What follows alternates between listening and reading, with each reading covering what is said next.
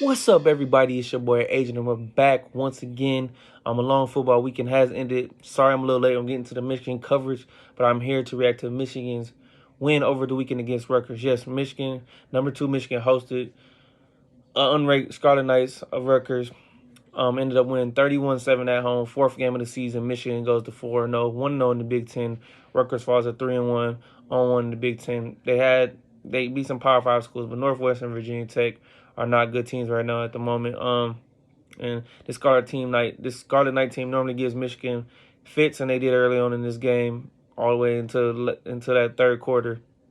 We talked about it all season. Michigan's been off to a slow start. They haven't played a full 60-minute game yet, and that was here once again. They played a little better, especially in that second half.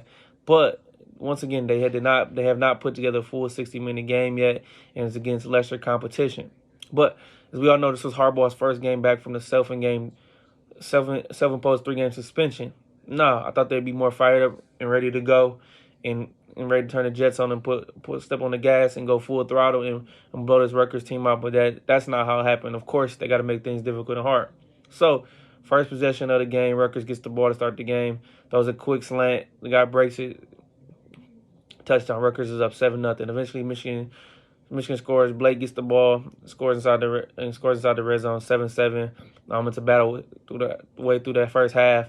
Michigan can't get anything going. They end up getting a field goal attempt on the one drive. Missed the field goal after a penalty, takes a 5-yard back, and James Turner misses the field goal.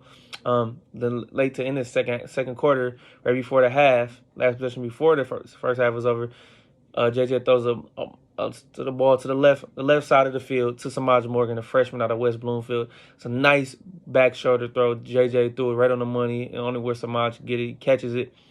Michigan goes up 14-7 at the half, and once again, only up 14-7 to Rutgers at the half, which should never be the case.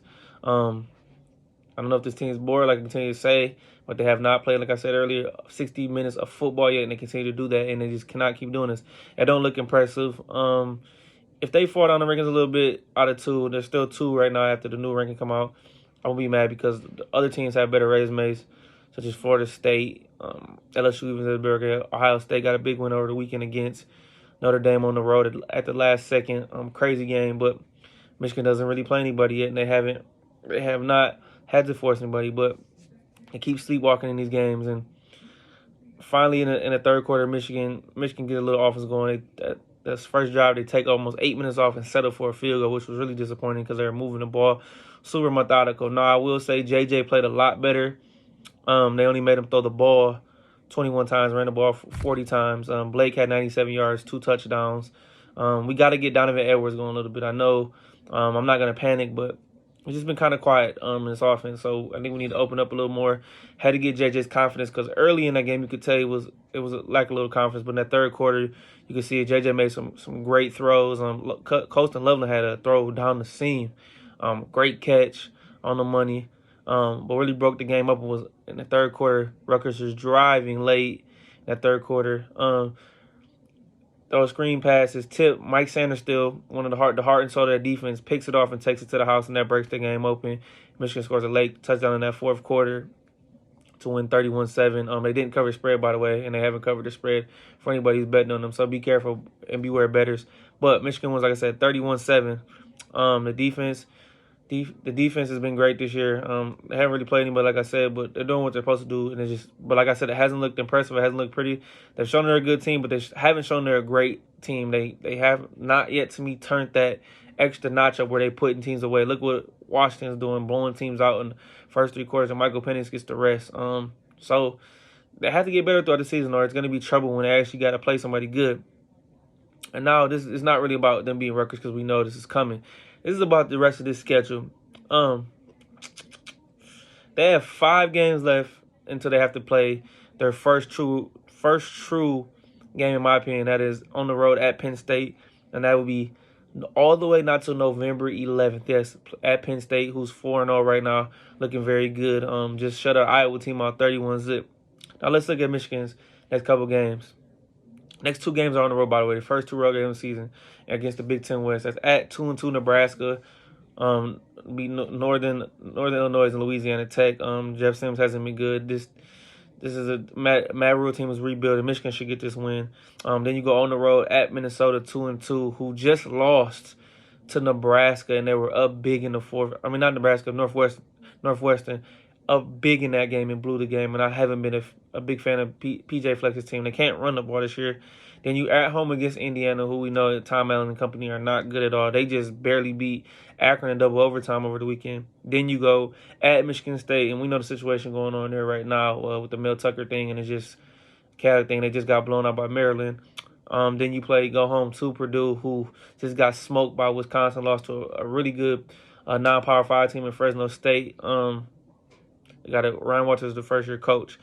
That's a combined record for those teams of 9-11, and then you get to Penn State, 11-11. They're 4-0, and who knows what the record would be because they had to play Ohio State in between that time. But that's Michigan's first true matchup. So we really still don't know anything about this team. And it's tough. I keep coming on here every week and saying the same thing, but I don't know what else to say. They have to put an impressive game. I expected to do it against Minnesota, Nebraska, Minnesota, Indiana. Need to do it to get the momentum going and get the guys. I don't believe their confidence is low. I believe that they're just sleepwalking. You can't continue to do that. I know it's tough being that hard, but next year the schedule has to be better. And from there on, the Big Ten, it's not really that good besides Penn State and Ohio State. So Michigan's gonna have to find their own motivation from within to play better and be more fluent and more crisp on offense. I know we got a long way to go. It's only 4 games this season, but from what I've seen, I have not been impressed yet, and there's a lot more to show me. And you got to open that offense up, open that tank up, and play well, man. Dominate for 4 quarters for 60 minutes, man. I know it's tough, but if you want to win a national title, you have to be better than this. That's all I can say. But 4-0, not a lot to say pretty much, but had to get thoughts and opinions. And people talking about Blake Corn's not having a good year. He's averaging 6.1 yards per carry. They're keeping his carries down a little bit because they're giving Donovan more carries than everybody else. But he's still on pace. He's on pace right now to do as good as he did last year right now as far as touchdowns, yards per carry. Just his carries are down, but his yards per carry up over 6. So, like I said, we just need to get Donovan involved and get some of these receivers. And you see what we put in some of these freshman receivers, Frederick Moore, Samaj Morgan, Darius Clemens needs to get involved. I know it's his second year, hasn't really done anything. So it just need to be more explosive and, like I said, more crisp, man. But we'll see what happens, man, coming this weekend up against Nebraska. And then Minnesota and therefore. But you just got to keep winning, man, and hopefully they can figure it out. But it's your boy Adrian, and I'm out.